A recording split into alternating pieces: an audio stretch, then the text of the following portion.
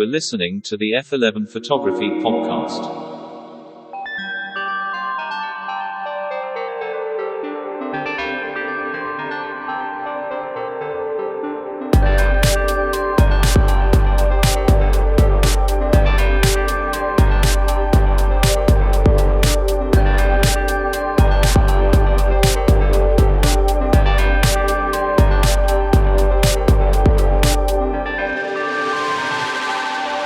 To the chasers of light, to the purveyors of pictures, to all of you listening from around the world, this is the F11 Photography Podcast.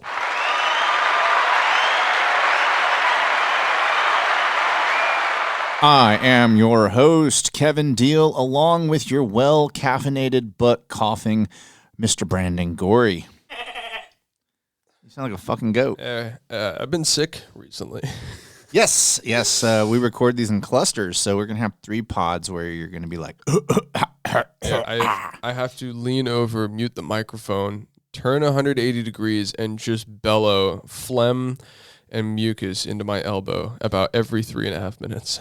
Where do you think you picked it up? You think you picked it up going to one of those late night electronic shows? Dude, that's exactly like I don't think I picked it up there. I think I drank enough there, which I rarely drink, to lower my immune system to where like just the stupidest, mildest common cold is wreaking havoc on me. I have cut my alcohol intake down to about 2 drinks per week now. Dude, that was the first time I'd like gotten tipsy in about 4 or 5 months. Crazy. Yeah, I can't remember the last time I got drunk. I'm on a new routine. My small little dog, Queso, he's finally big enough now to where he can run. So I'm now running. I'm not technically running 2 miles. I'm running about 1.1 miles, and then I stop to let him pee and shit and all that. And then we kind of the last half mile run and kind of interval stuff. But I'm doing 2 miles a day. Right. Do you drink wine at all? Sometimes, I prefer rye. It's my go-to. I like the occasional beer. I used to be big into beer. As a matter of fact, I tried to make a coffee table book on Central Texas breweries back in 2018, and of course, COVID fucking derailed that. But I used to drink all sorts of types of beer, and now I'm down to I just drink more or less Pilsners and ale. I'm very simple now. I used to drink like IPAs and all this shit and farmhouse ales, and my tastes are just now like I just want something super simple, crisp, crushable.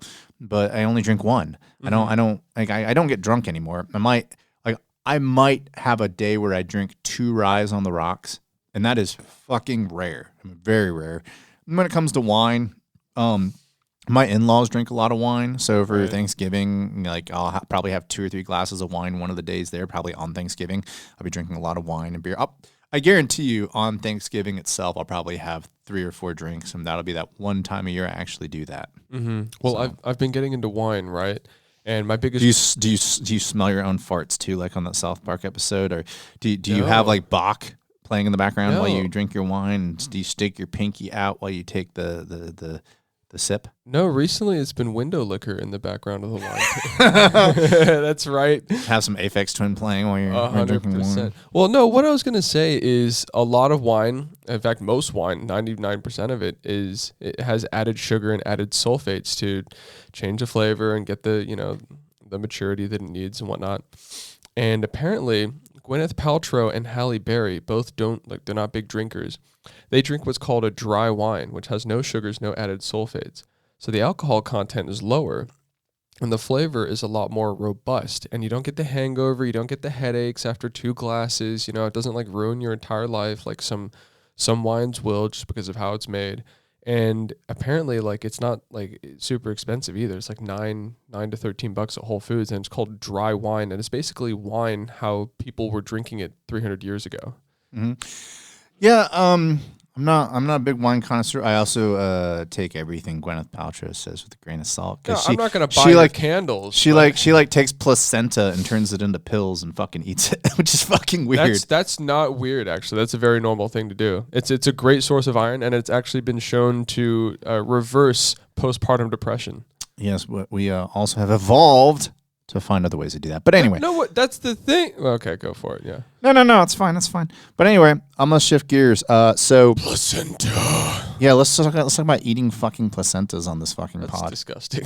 See, you just said it, and I just talked about how turning into pills is exactly. I see the alien like hand monster when I think of the word placenta, but like crushing it up into pills where it's a great source of iron, I think is a different. I've seen 2 childbirths in my life. Oh my gosh. And yes, and because I have 2 children, and I will tell you the last fucking thing in the world I think of when I see a placenta is I should fucking eat that. God. Okay. Yeah, no I'm shit. gonna yak. Like, find other ways to find sources of nutrition, you fucking weirdos. Anyway, shifting gears. Yeah.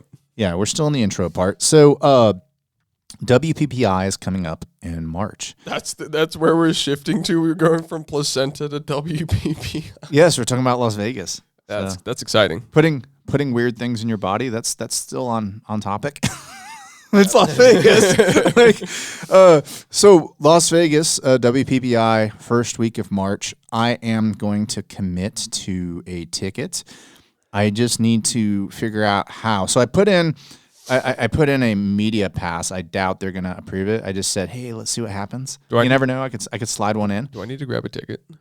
So this is the question we're having here on the air. So the early bird special ends December 1st. And there's a couple avenues I'm taking. One is I put in a request for a media pass. It's probably going to get denied. So I don't know what's going to happen there, but I want to have everything figured out by December 1st. So that's plan A. Plan B is Vanessa Joy is speaking there, and I'm going to hang out with her on Tuesday. So I'm going to see if like maybe she has an in, like, hey, can you get me 2 passes to where we get into like everything, including like, cause they have like 4 levels of passes. So like $50 gets you the showroom floor exhibit.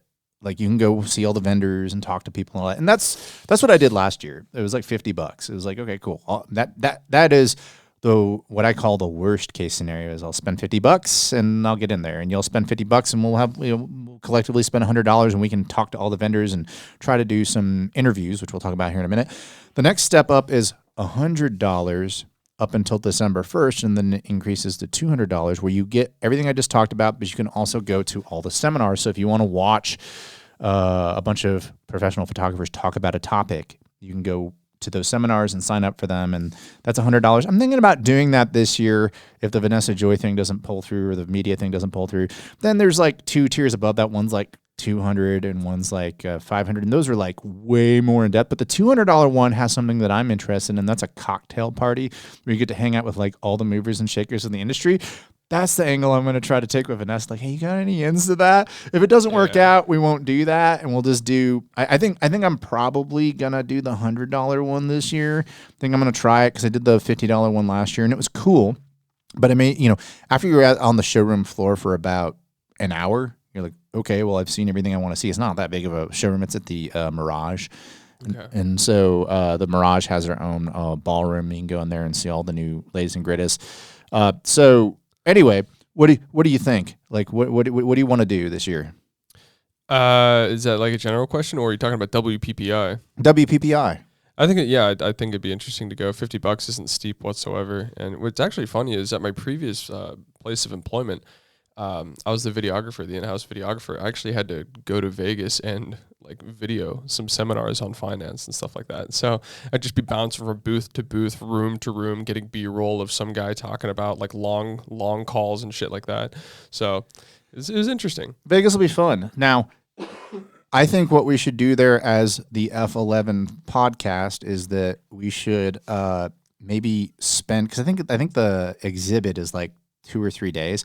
I think day 1 we should scope out, see what's going on. We could do a street photography like competition video. We're I'll get to that. Yeah. I'm gonna keep it on the pod, which will also by that point be at YouTube, because like I said, I think January 1. I think what we're gonna do is we're gonna record 3 episodes that we're doing in this cluster, and we may do one more set of 2 between now and the end of the year. But then we'll probably meet up the last week of the year and figure out how we're gonna do all the video shit. We'll get it all dialed in and then launch January 1 as a YouTube pod as well, kind of like how Joe Rogan does it. And so we'll do that.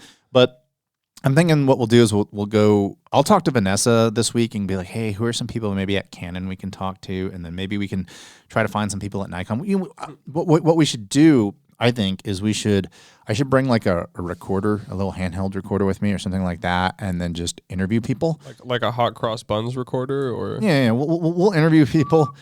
Yeah, we'll find some sort of a portable recorder to interview people, because bringing this this Rode Podcaster there is going to be inconvenient.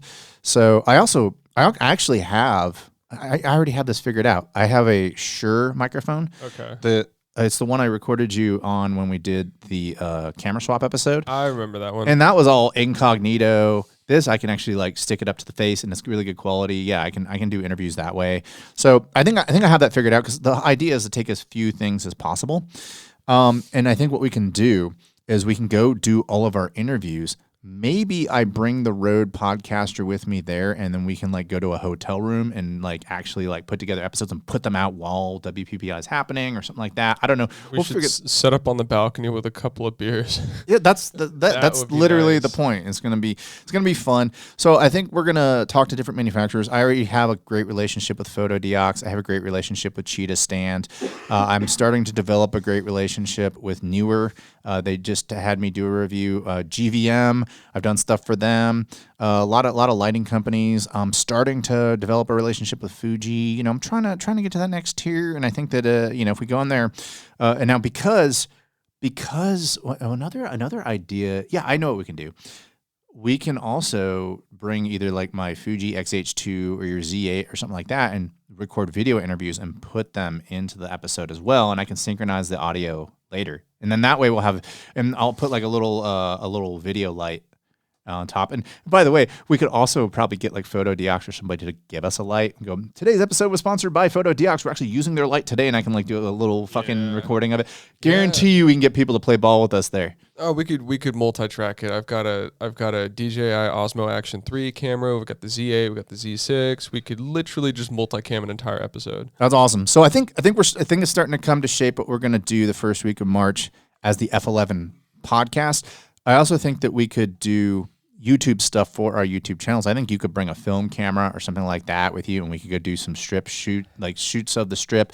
I'm going to probably film 2 or 3 YouTube episodes there, and I may just have you like just get some B-roll of me using a camera for 20 minutes or something, and then I can put on my commentary and do all my speaking to the camera later in my own time, so you can go do your own shit in Vegas.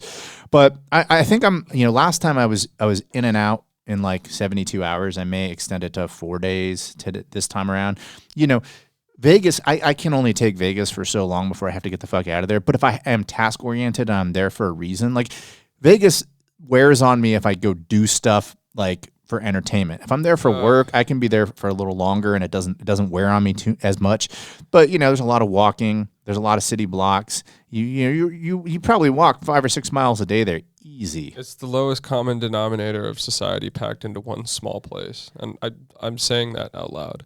Yeah, I mean it is. There's no lies detected. So, let's kick it. Okay, I think we're good with the intro. Let's go ahead and kick it to today's sponsor. You are listening to the F11 Photography Podcast.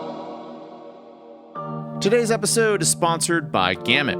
Are you looking for world-class cinematic video LUTs? Check out Gamut. Whether you're shooting on Sony, Canon, Panasonic, Nikon, DJI, or Blackmagic, their conversion LUTs bring all your footage to the same starting place. That's right, if you're shooting a wedding and one of your cameras is Canon and the other is Nikon, the footage will all end up looking the same. And don't worry, Fuji users, help is on the way. I've actually been in contact with Gamut, and they're telling me that they are working on LUTs for Fuji. They also make creative LUTs that are catered toward weddings, commercials, editorials, and YouTube projects. Gamut now also offers movie barcode generators. Want to create your own movie barcode? Well, now you can by using their entirely free movie code barcode generator. Use that generator to build out palettes and barcodes for your films. Go to gamut.io to check out their insanely generous holiday offerings, and I'll leave a link in the description of this pod.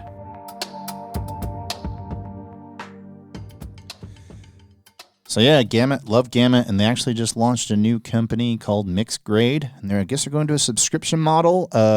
But when you have the subscription model, they give you a ton of LUTs, so that's pretty cool. Today is episode 47, and we are going to talk about video. Today is the video episode. Brandon and I are both stills photographers who ended up doing video out of necessity, both really paycheck related, like, hey, I want to make money off my YouTube channel. I guess I should make good videos. And for Brandon, it's like his 9 to 5. So I'm going to first talk about my journey of getting into video.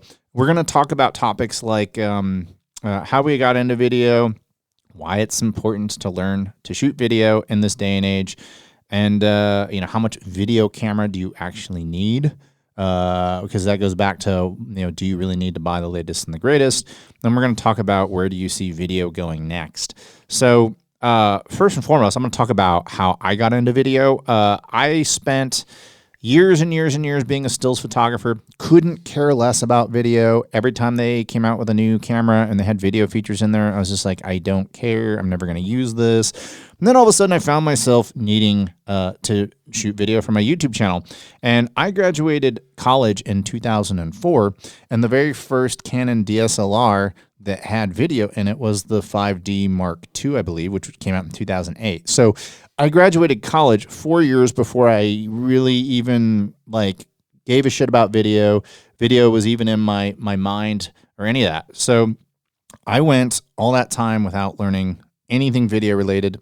And then I found myself all of a sudden I got this YouTube channel I want to do. And, you can't approach video like a photographer outside of I have my composition and I have my shot set up, because your settings, they vary greatly. Because I'll sit there and I'll set up an exposure and be like, okay, I'm at f5.6 and my shutter speed's at 1/500th of a second. Well, you can't really shoot at 1/500th of a second for video because it's not you got your frame rate. You have to worry about your frame rate. And all of a sudden I'm like, oh fuck, I gotta go out and buy an ND filter because I'm shooting at 1/50th of a second now, and oh shit, your whole world changes. And of course, you find this out when you take everything into post, and you're like, why am I having dropped frames and everything's glitching out?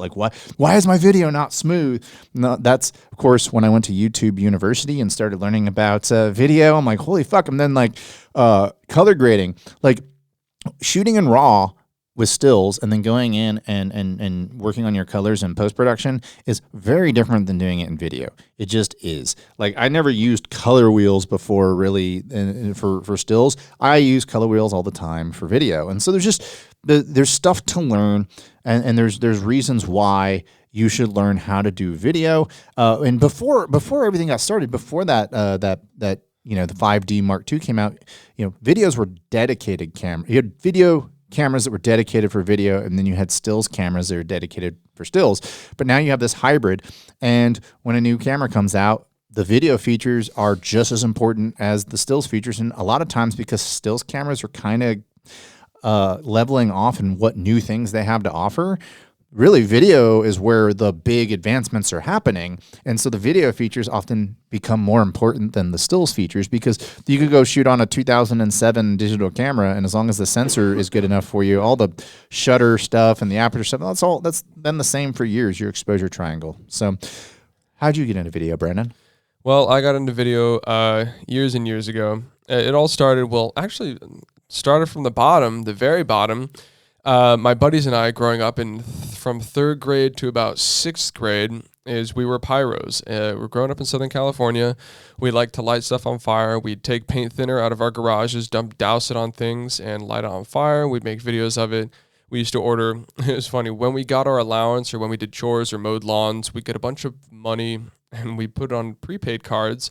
And because it was on prepaid cards, we could order fireworks to California from Arizona, in Las Vegas, blackcat.com. We'd order a shit ton of fireworks, and we'd take the insides out and fill ping pong balls up and take the fuses, put them in the ping pong balls, duct tape them. And we were awful. We would just set them on fire, and we had slingshots, and we just fucking fling them into wealthy suburbia in Southern California, wherever the fuck they landed, that's where they landed.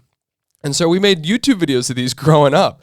We made ping pong balls, smoke bombs. We we made ammonium nitrate fucking bombs and stuff like that. Like, it was off the chain. And it's funny because instant ice packs a long time ago, this is how devious we were in fucking 4th grade. Instant ice packs, the way they get cold is you pop the little water thing, and when the water reacts with the ammonium nitrate, it gets cold. What you don't realize is if you just open the ice pack without popping the water, you have explosive powder.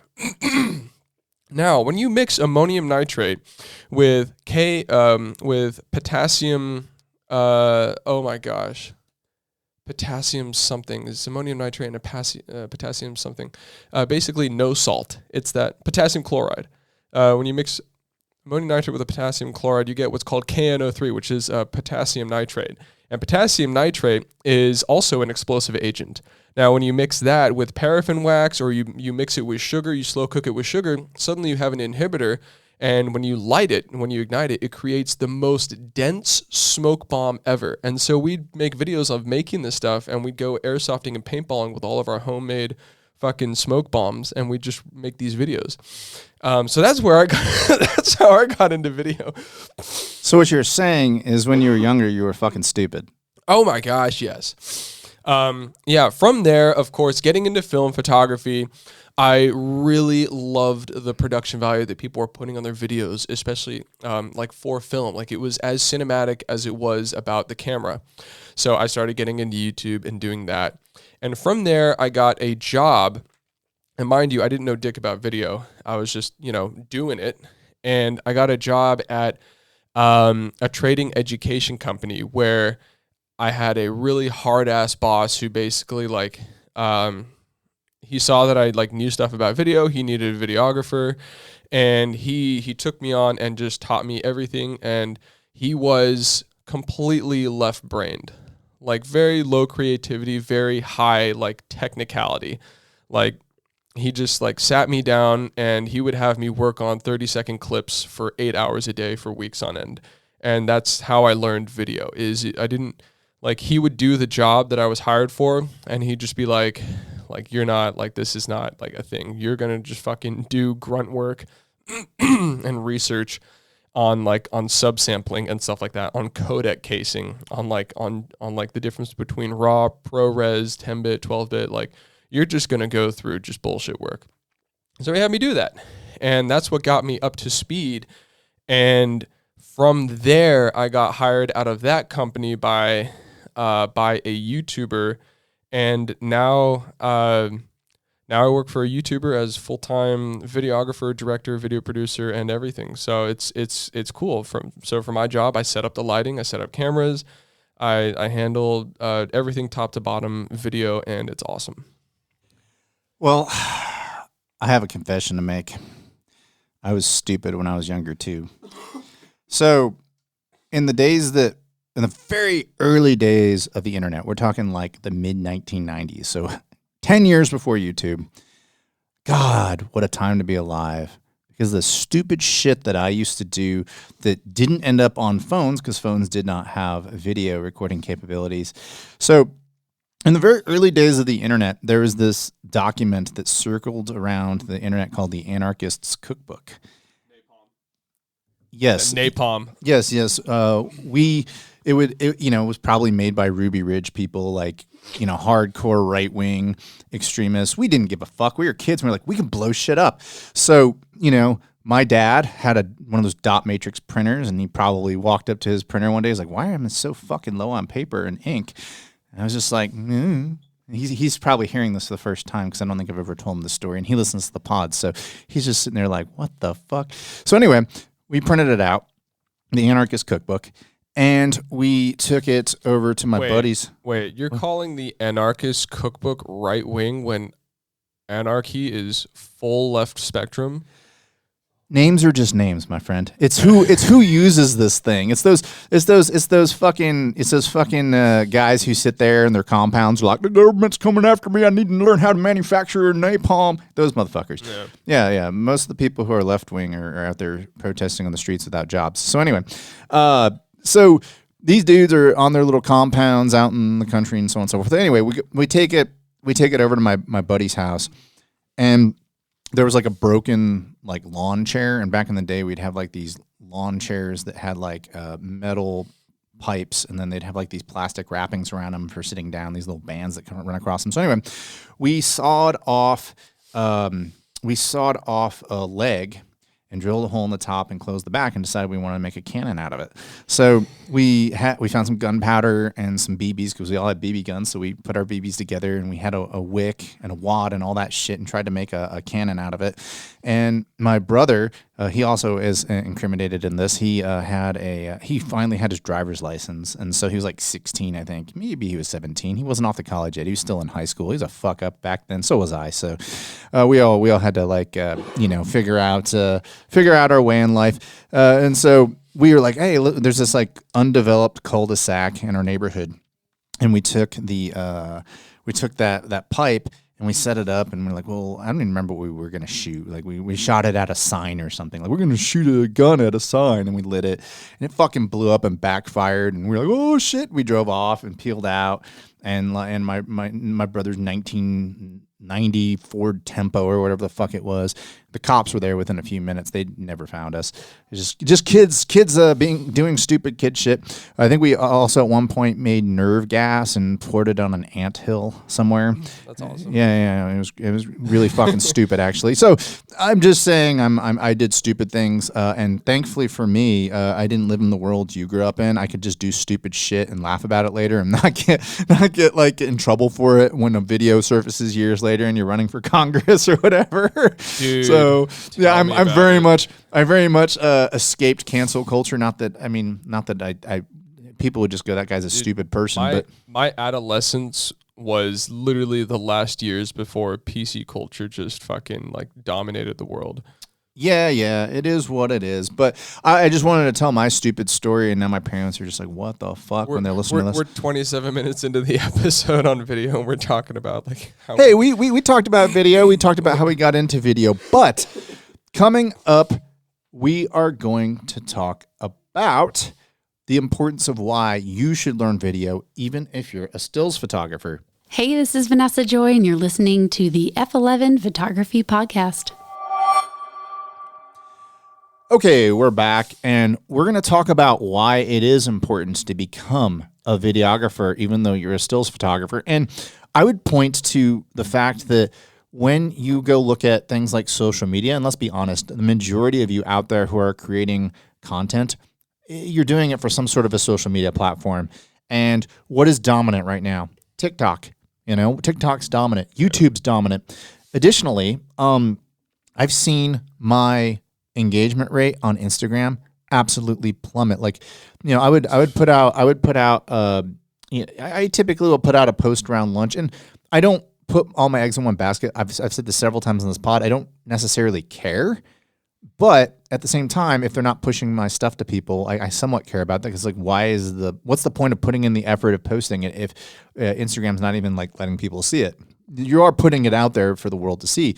And so like, back in, about a year ago, any post I put out, it didn't matter what time of day I put it out, even if it wasn't a collaboration post where multiple people saw it, like multiple people's followers saw it, I would get at least 100 likes. Sometimes I get up to 300 likes on a post.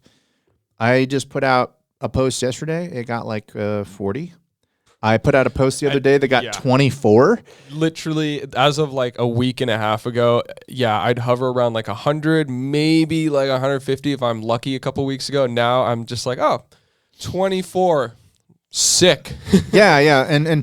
But at the same time, I am guilty of participating in exactly what Instagram is trying to accomplish. So like, I'll just be sitting there scrolling on Instagram and I'll see a funny video with a golden retriever in it, and I'll start watching it. They have turned into TikTok. They've successfully pulled it off. I'll sit there and I'll watch a video, and it's like, well, you watched a golden retriever video, so now we're going to push another golden retriever video to you. So I am actively participating in the annihilation of my own engagement on Instagram. But the more important thing is that people are not pushing, Instagram is not pushing your content to your followers now if you're a stills photographer. So to the point of the episode, why shoot video? Because they're pushing video. That's what they're pushing. Everyone's pushing video. Everybody's pushing video. Threads hasn't gone there yet. You can still do photography, which is kind of weird. Like I did Threads is hit or miss on stills. I did a post there, like every now and then I'll do a post and my post might get 1 or 2 likes, and then I'll have another post that'll get 10. And then I did a post of Malika that I did with Shutter Drag, and it got like 160 likes. Yeah. A bunch of people shared it. You shared it. A bunch of people shared it. And then it was like, it's kind of like a monkey see, monkey do. It's like you see it on, oh, that's cool. Someone shared it. I'm going to share it. Like the algorithm was like, yep, this is a banger. And it was a good shot, but it was, I mean, I have other shots that I think are equally as good that might get like 3 likes on Threads. So I'm still trying to figure out that whole Threads ecosystem. It's kind of weird. But the point being is that people pay for video. When you go see a movie, the budget is on special effects and video stuff, you know? I mean, they're trying to shoot it in like the best resolution possible and all that. And it's so unfortunate. Yeah, but like when I charge for a wedding, like to shoot a wedding all day, I can charge just as much for the video. And sometimes I can charge more for the video. And so you can make more money off video. Probably part of the reason why Brandon's 9 to 5 is being a videographer is because video was there to give him money. You know, if he could make the same amount of money being a stills photographer shooting his own personal work, I think I have a pretty good idea that that's what he'd rather be doing. And that's, you know, shooting for my own portfolio and getting paid for it. It's pretty awesome. But in reality, that's not what you're doing most of the time. It's why I put my personal work on my Instagram, but I rarely post my commercial work unless the customer tags me to be a collaborator. They invite me to do a collaboration because they did pay me. I'm like, yeah, I'll accept the collaboration. They just pay me like $5,000. I think I'll go ahead and accept it. Yeah. But yeah, I mean, video is where it is going. Yeah, and here's the thing. Like, that's the important thing to note is a lot of people. Well, first and foremost, for the sake of content, you don't need much more than an iPhone. When I think of video and I think of like TikTok and I think of Instagram, like I think there's like 2 different camps in the videography world. There's the people who can make a great narrative with iPhone, but they're not worried about, you know, shooting in log. They're not worried about converting. They're not like setting up the lights for video. They just know how to make a narrative with an iPhone that is compelling, it's entertaining, and it's more creative and free flowing. They're not worried about the technical aspects because iPhones these days have gotten to a point where like the auto ISO and the low light capabilities are amazing. Of course, the sRGB or the Rec 709 profile that it records in the standard color profile it records in is just fine. It works across all platforms. It records in 4K. Most iPhones now are just 4K at 30, 4K at 60. You don't have to worry about anything, and so. In terms of like learning video that way, there's not really anything to teach. It's kind of just like, okay, do you know how to tell a story? Do you know like shot sequence? Do you know like narrative and stuff like that? That's really what that comes down to. And then the other camp of videographers is, okay, I'm going to use a $4,000 camera, shoot it in log, make all the conversions. I'm going to use licensed music to make a reel that's cinematic. And I love both forms. Do I think that video is like super pertinent? Not necessarily, but I definitely think it's another avenue to go down, because if you're going to buy a camera, like a high-end photography camera these days, whether you like it or not, it's coming with log video recording capabilities, which I think is insane. Like my Z8, it records in N-Log it can record 12-bit in NRAW as well. It's just like, it's insane. Do I need that? Absolutely not. Do I need to go through 128 gigabytes in 3 minutes of footage? Absolutely not. I don't need to do that. But I can, and the capability is there. So like, I don't necessarily think video is like pertinent in terms of equipment. I think that the format itself is more of a topic of pertinence. Well, video can be a little intimidating to stills photographers. The thing that was intimidating to me was all these codecs and these bits and, you know, frame rate, what should I do and all that. Generally, if you're doing like cinematic stuff, people tend to say do the 24. You know, that's typically your cinematic. And then if you're doing YouTube type stuff, 30. And if you're doing YouTube type stuff or something that you need to slow down, you typically will do 60 in general.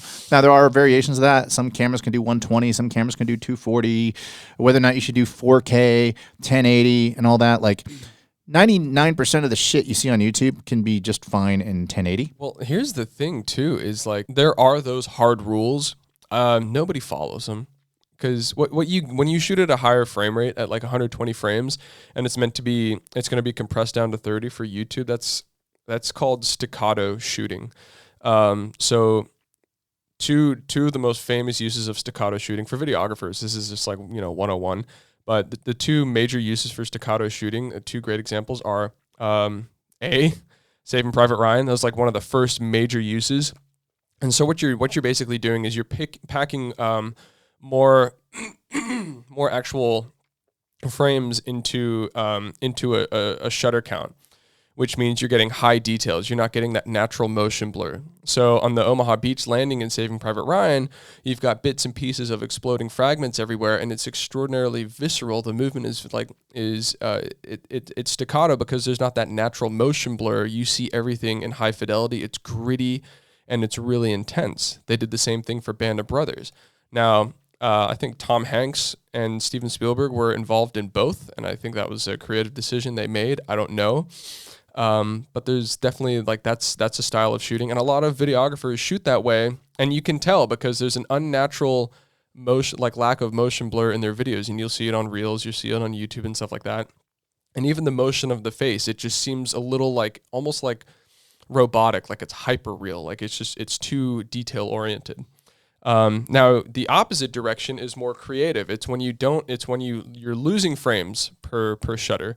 So that's when you'd shoot 30 frames a second at a 1/30th shutter speed.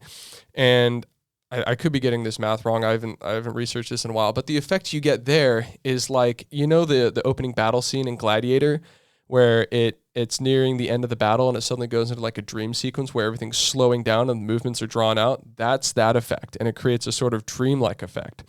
In fact, I think Wong Kar-wai used this effect a lot for several reasons in his movies. A lot of his movies are shot at night, and he had limited capabilities with the film equipment at that time, and so he needed more light in. And so in order to get in more light and do slow-mo without upping the frames and then taking it down after the fact, he just lowered the frames and did sort of dream sequence shots where there's it wasn't necessarily slow-mo, it was just low speed capturing. And so that's also a technique you can use. But what I'm saying is there is no you should do this or you should do that, because compression these days and frame rate conversion on YouTube and all platforms is so good that most people can't tell. It's just kind of a rule of thumb. Yeah, when it comes to frame rates, so when I first started my YouTube channel, I was just well, cinematic sounds cool. I'm going to do everything at 24, and I've been doing it at 24 up until about a month ago, and I decided to, I started seeing a bunch of videos on YouTube that I really liked, and I found out that they're all at 30, and so I've recently made that transformation over to 30, and I just prefer the way it looks better now for what I do. Maybe if I were shooting a movie, that would change, but yeah, frame rate is purely it's preference, really. I mean, it's what you like. Obviously, if you're shooting at a lower frame rate and you have fast motion, things get a little on the choppy side, whereas with a faster frame rate, it captures that detail better. So it's just been something that I've kind of recently discovered. But when it comes to color grading, something we talked about earlier is, you can shoot in log, and if you know what you're doing, you can make it look absolutely stunning. However, depending on what you are shooting, a lot of times you can just use whatever the fuck is built into the camera. So Fuji actually allows you to bake the film simulations into the video. So if I just want to shoot something, making it look like it was shot in Kodachrome, and as long as I don't have a crazy dynamic range situation where I have blown out highlights over someone's shoulder, I have a pretty well lit situation, it looks fucking great. I don't have to do any post-production work other than, maybe I need to bump my exposure up a quarter of a stop or something like that, or maybe pull my shadows up a little bit. But that's all shit I got wrong at the front end. That's hey, you didn't light it up properly. And I found that a lot of times you can just bake that stuff in. Canon has that too. I don't remember what it's called because I actually do shoot log with Canon. But LUTs, man. LUTs are lifesavers. The sponsor that we plugged today at the beginning of the episode, Gamut. And LUTs totally save your ass. And I will say that I'm starting to get to the point now where LUTs, I'm getting to the point where I can produce better results at LUTs than I can when the camera just bakes it in. And it's really starting to become a rewarding process for me. I'll tell you what, I often don't use LUTs. I got in with DaVinci Resolve, and we talked about this on another episode a couple months ago. There's this guy on YouTube named Wakaz Kazi. Been watching his channel, and he is fucking awesome. Dude, how do you like his node structures, dude? He fucking kills it. And DaVinci is free. You can do all that shit for free. Yeah, there's a part of me, because I have a Blackmagic Design ATEM switcher now. So there's a part of me, because we're gonna start streaming live, or not live. We're gonna do live. We'll do post production, but we're gonna start doing our videos, our pod with videos, and I'm using that ATEM switcher. We'll do everything at 1080p, and kind of thinking. I mean, if it wasn't for Photoshop, like if they just had like Photoshop for $5 a month, I would completely abandon Adobe if I got to the point where I could learn DaVinci Resolve, because I use Premiere for my YouTube. I don't use Lightroom.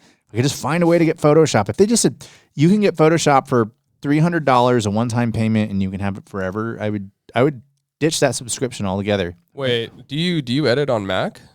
Yes. Dude, Premiere Pro there's no reason you should be using Premiere Pro for your content. Final Cut is twice as quick, crashes half as frequently, and it's such an easier workflow for like low effects videos and just like more narrative style videos. Final Cut is insane. Yeah, when I made the switch. So here's what I ended up doing, because when I started getting into video at my YouTube channel, I mean, I'm a Mac guy through and through. I use Logic. I usually buy the Apple products, and I am considering making the switch to Final Cut, but I'm also considering making the switch to DaVinci because it's free.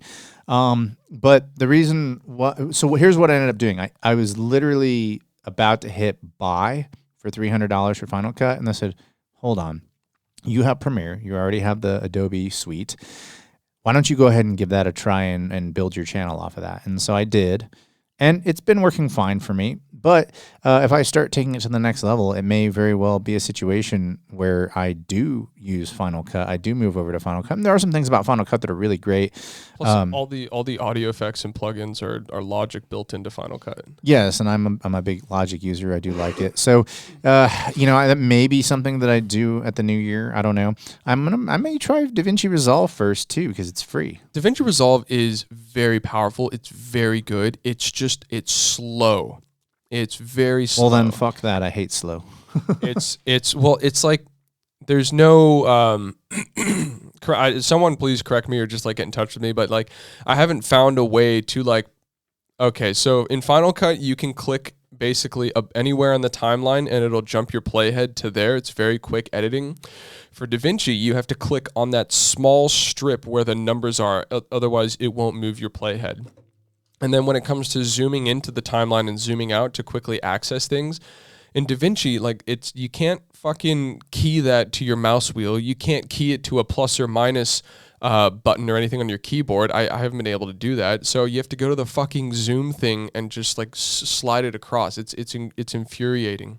And I found that for that exact reason that it's very annoying to use without a mouse. Like it's not trackpad friendly. Well, that's something to keep in mind. I don't know. I may go over to Final Cut. I use DaVinci for all my colors, and then I just export a 33-point cube and then use that in Final Cut. But yeah, I'm way too lazy. I want one program. So if I can color grade the way I want to in Final Cut, I may just do that. Who knows? Yeah. Well, okay. A lot of people who do use Final Cut, they install a plugin that's basically the ubiquitous plugin for Final Cut because color in Final Cut is atrocious. They use Color Finale, so that might be something to look into. May be something I have to look into, but we'll find out if it ends up working for me in the new year. If I just take the path of water, which is the path of least resistance, and just use what I've been using, which is Adobe Premiere. But I will say that if I ever find a way to just have Photoshop and eliminate everything else Adobe, I would definitely not complain. Coming up, we are going to talk about how much camera do you actually need to shoot video coming up into the year 2024. This is Jason Berkman, and you're listening to the F11 Photography Podcast. All right, we are back, and we are going to talk about how much camera do you actually need, because I own an R5. It shoots 8K, I think up to 30 frames per second. I have a Fuji XH2, which I think is also 8K 30. It might be 8K 60. I don't remember. I think it's 8K 30. I don't know because I never fucking shoot 8K because I look at the size of like a minute of 8K footage. I'm like, fuck that shit. And so there are benefits though to having cameras that go up to 8K or above 4K. So for instance, I shoot, and I think it's called like I don't remember what it's called. I think there's like UHD something or other in my R5. There's a mode where it oversamples to 6K despite the fact that it's doing it in 4K. So I see the benefits of oversampling. And for instance, if you shoot an entire sequence in 1080p and then you release it in 1080p, or you shoot a sequence in 4K and then downsample it to 1080p, the one that was shot in 4K, most people are going to go, I prefer the look of that. So there are... Oh, it's noticeable. Yes, it is. There are, yeah. And there are absolutely good reasons to do that. So plus you can crop more, you have more options. I've also noticed that just like that oversampling of 6K down to 4K, like a lot of times if I have a sequence, let's just say I'm talking to the camera and I say a sentence or two, and then I take a breath, and then when I start the next sentence, you crop in about 20%. That you see that all the time on YouTube. Yeah. Well, by oversampling and having a larger size to begin with, when you crop in, it's not going to like expand the pixels out too much, and you're not going to really notice any sort of a degradation in quality. And so that's a good reason to oversample. But in 2024, Brandon, how much camera do you actually need to create good content? And that's anything from running a YouTube channel to shooting a wedding to shooting a motion picture that looks good. That's very much a photographer's question. The camera, you don't need any bit of camera. Everything records in 4K. YouTube has not caught up to 4K very much in that YouTube doesn't process 4K very quickly. It does push 4K a little bit more. 4K does tend to get more views if you upload in 4K, but right now, even though we're moving on to 8K, we're moving on to like 12-bit and that stuff in prosumer cameras and even consumer cameras like the Z8, online platforms haven't caught up because it's still a lot of data. You have to keep in mind that like to render 4K, it is still a feat of processing power that a lot of people don't have access to in a timely manner. A lot of people, if they want to render 4K on their laptops that they used for college, it's going to take, like for a 10 to 20 minute video, like it'll take hours and hours and hours and hours. And that's hours of processing time to where you can't use your laptop for much else. It's heating the thing up. It's using max. You know, if you're at 16 gigabytes, it's using like 10 to 12 gigabytes of RAM. It's just one of those things where it's just like, it's not so much about the camera, it's about the lighting. Because video is so fluid, if you want to do anything other than social media promo, if you want to do like actual videography, if you want to make a short film about making an avocado toast in your kitchen, you need a lot of practical lighting and you need to know how to shape light. Because it's not like photography where you can get away with it. It's a still where everything's kind of just hidden and falls into the nether. No, in video, you either fucking see it or you do not see it. So your lighting is massive. Your lighting technique is going to vary greatly. It's like hard light. Very, very, very, very few people use hard light in video.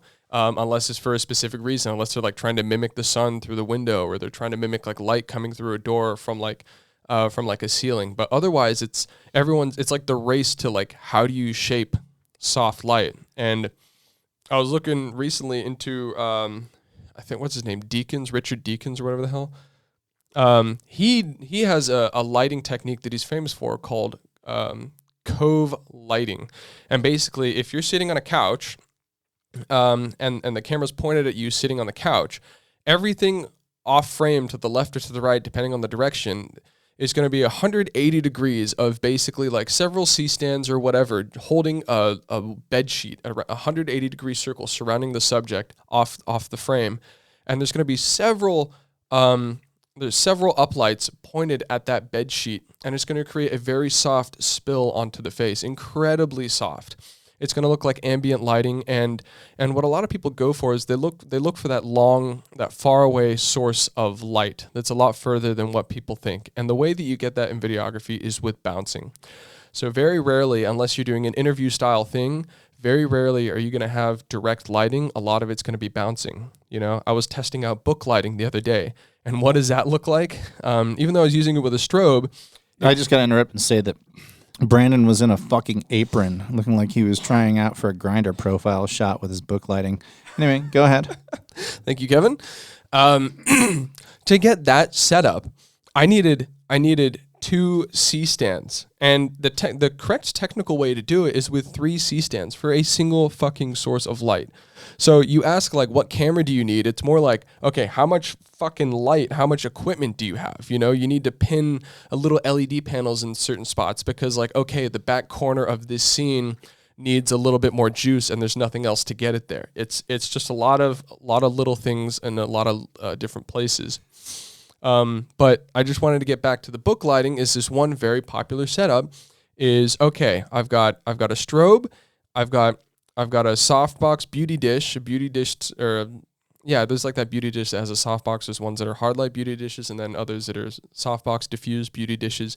I have a softbox beauty dish aimed at a bounce reflector, the white side of the reflector. The reflector's aimed at me. And so obviously the other 45 degree is going to be the strobe aimed at the reflector. And then in front of the reflector, you have draped another sheet. So you're bouncing light through 3 points of diffusion, if you count the inner diffusion on the softbox, and then it hits the subject. And that's going to be your key light, and it's super, super soft. It's very cinematic. That's only one light. If you need any other background lighting, you need to do a whole like other lights. So it's a lot of setup to get a single shot. You know what my takeaway is from that?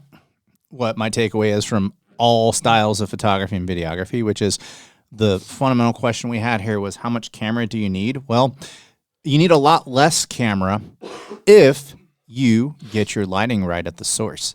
Because once again, shit in equals shit out.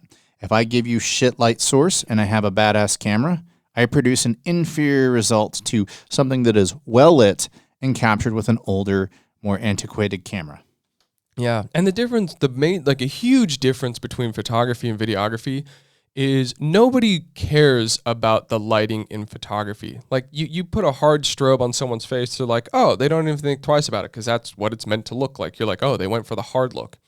In videography, you're not going to get away with doing a scene on a couch where there's a fucking like hard continuous light hitting someone in the face. That's just not going to happen. It's funny you mentioned that because as somebody who has a YouTube channel and has reviewed about 10 LED continuous lights that were specifically made for video, what do all 10 of those have in common? The one modifier that they give you is a hard reflector. So I'm like, what the fuck am I going to do with this? I actually, the Photo Deox gave me the Warrior to try out, and they gave me a hard reflector. But because that light is meant for being outdoors and getting rained on and all that, I actually did test it out at the 11 a.m. hour with the harsh sunlight, and it matched. I daylight balanced it, and I had the hard reflector on. It looked like the sun was hitting me. I was like, okay, well, in this case, it works. But yeah, when you're sitting on a couch, you're absolutely right. I just had to point out that I just thought it was funny that that's all they give you is a hard reflector. I think even Photo Deox, well, to Photo Deox's credit, they also gave me a beauty dish, a soft beauty dish to go with it, because I think they were just like, well, if he's going to test it out, we want it to look really good, and a hard reflector for all of his work is going to look very fucking harsh. And yeah, so I actually released that review yesterday. But yes, I just wanted to point that out. You were talking. I'm going to let you continue on. Yeah, so really it comes down to light and like, yeah, what's nice is the reason so many continuous lights are so overjuiced, overamped, and overpowered, especially because Kevin's getting a lot of continuous lights in that are just like, you know, Thor's hammer, like power of the sun. 300 watts. Yeah. Fucking bright. Yeah, the reason those are like that is because like this light needs to maintain its power through several different diffusers, through different bounces, through different techniques. It needs to have that power so that your camera can shoot at the settings you want it to shoot at. You know, a lot of cameras, if you want to put a pro mist on your video camera, if you want to put like different filters and diffusers and NDs and stuff, just, you know, for specific shots to shoot at specific focal lengths, you need that light, you need that power to get you there. It's because at the end of the day, your camera is limited by the light. The last thing you want to do is couch yourself on ISO. And that's another thing in video, is when you're shooting log, The last fucking thing you want to do is move that native ISO, which is already high, even higher. You don't want to move that an inch. And the only way you can do that is by appropriately powering and framing your light to where you don't have to do that. Is it Snoop Dogg or Willie Nelson high? It's Did you hear Snoop Dogg gave up weed? I did. I heard that yesterday. How long do you think that lasts? You can take the over or under on a week. Oh, I think it's gonna last a long time. I think he's over it. He's a grandpa now. He actually makes kids videos. My youngest son watches his videos on YouTube. It's funny. I think substances no matter what it is, there comes a time where you just like outgrow them. Like anything, you know what I mean? Unless you're like a weight trainer where you need to do TRT to like. Not everybody outgrows them. Some people die. Yeah. Depending on the substance. I think it's like an inevitability. Like I think if you're a dude in your 40s and 50s and your thing is to just like come home and like smoke weed, like I don't know, like to each their own for sure, but like I still think it's kind of childish. So I'm glad Snoop Dogg phased out of that part of his life. Fair enough. Well, coming up, we are going to talk about where do you see the future of video going? Hi, this is Ethan Tran, and you're listening to the F11 Photography Podcast. All right, we're back, and we are going to talk about the future of video. So we are talking about new technologies that have come out, and of course, Sony just announced the A9 Mark III, which has the global shutter. Now, a lot of sports photographers and everything like that, people like that are getting super excited about the global shutter, but where I see global shutter being a really big benefit for videographers is the fact that there is no more rolling shutter. And so I have a R5, Canon R5, and then I use my 14 to 35 f4 lens for video. And holy shit, when I move laterally, like the warping on the outer edges is insane.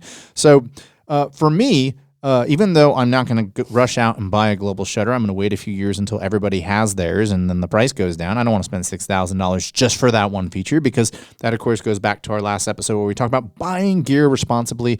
Buy gear responsibly. Just live with your fucking warped out outer edges. Unless your primary job is being a videographer and you're getting paid to do really cutting edge, up-to-date types of videos, it's not really something that you need at this moment. But when the global shutter starts becoming more standard in cameras, I'm certainly going to welcome that into my life. And that's the biggest technological advancement I see coming down the pipeline. Another technological advancement I would like to see is some sort of a anamorphic motorized focus pulling system that's a little bit more geared towards smaller setups like Fuji X, more run and gun type anamorphic stuff. Siri and other companies are selling anamorphic lenses, which is great. Canon actually has an interesting thing that they're coming out with, the new 24 to 105 f2.8. People were like, "Oh, it's like a travel lens, but it's a 2.8." It's like, no, that's not what this lens is at all. There's like little holes on the side for screws where you can put a motor in there, and you can do like some type of focus pulling type stuff. They're clearly going all in on video on that lens, which is why it's like $3,000. But yeah, those are the kind of the things that I see, like smaller lenses that have some motorized type anamorphic type stuff and focus pulling, the global shutter. Those are the things I see in the future. Hopefully the 8K, fucking 10K, 16K is just going to turn into the megapixel war. And I don't give a shit about that. I give a shit about dynamic range. I give a shit about producing a beautiful picture and things to help me, produce better video in that way. But Brandon, what do you see as far as the future of video? What are you hoping to see, and what do you think is going to come out? When I look at video, I look at where are the limitations. I look at, like you said, with the megapixel war, like 8K, 4K, like that whole thing, like it's nice. It's a nice to have, but in the world of processing, we're not there yet. We don't have the processing power on average to do that because it's just still too expensive to process that stuff. I use a MacBook 2023 M2 fucking MacBook, and it's like okay, I can now work on an hour of 4K footage, and it's easier. that's expensive. That's a lot of people can't afford that. I think 4K and quality in that way is limited by processing power. What I think is going to be improved is stuff like is external video gear that's going to be like able to track you remotely. I think the in-body stabilization is going to become a huge thing. One thing I noticed on my Nikon Z8 is that I could actually get some pretty cool handheld shots, panning, tilting, and dollying myself with the camera. The in-body stabilization is fantastic. So I think that a lot of their improvements are going to be like small internal things. Like you said, the global shutter, that's going to be, that's a big deal. I think with an actual shutterless system, we're moving away from that in the mirrorless cameras. I think that more power to the sensors and more software going from sensor to image is going to be improved, like dynamic range. I think we're really just gonna juice how much we can squeeze into the actual capabilities of the sensor itself. Something I've also seen recently is that there are a lot of third-party companies that are getting into cinema lenses, and they're now selling cinema lens kits.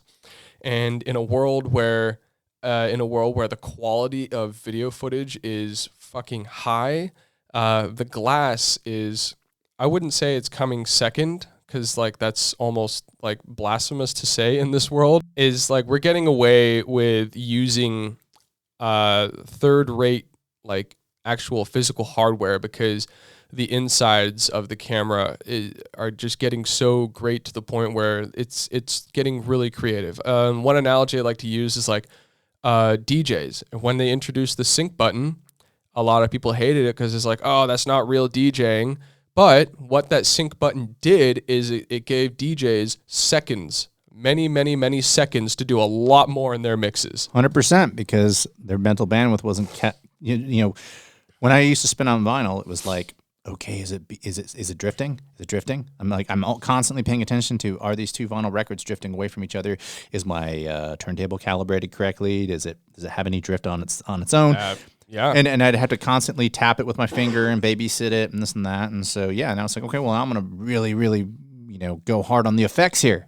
Right. And so I agree. I think that initially when I saw it, I was like, that's fucking cheating. And then I was like, but man, that buys me a lot of time. Right. So like if I'm using a Z8 and I'm doing a YouTube video where I'm following someone, or I'm doing a YouTube video or not a YouTube video, but just like a video where it includes like several sweeping slow-mo shots with a lot of movement, a lot of panning, a lot of tilting, a lot of all that, instead of me embracing the learning curve of using a gimbal and all that entails, it's a lot easier for me to learn how to be more steady with a camera and make fluid motions with my body instead of learning how to do that with my body on top of a gimbal, turning off in-body stabilization so there's no like jitter, and then just going that route. So it saves you time, it's easier to learn, and I think for a lot of situations you can get away with flawlessly just having the camera's in-body stabilization, and on top of the ever-increasing autofocus as well.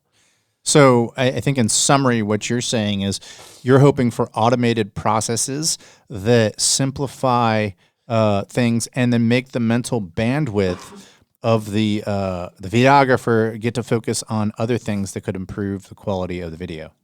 Yeah, absolutely. Like another thing that I'd like is a better way to show waveform in cameras, like dedicated waveform on the top screen. That's a huge one. Especially when you're metering for log.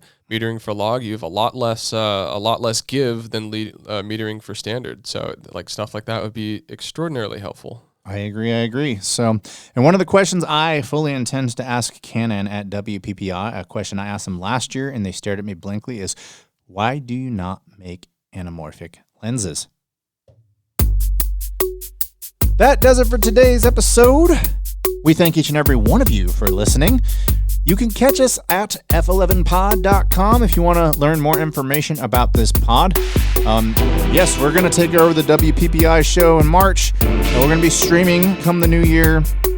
You can follow us at F11pod with our handle at all major social media platforms. But yes, we hope each and every one of you have a wonderful holiday season. And until next time, chase light and not algorithms.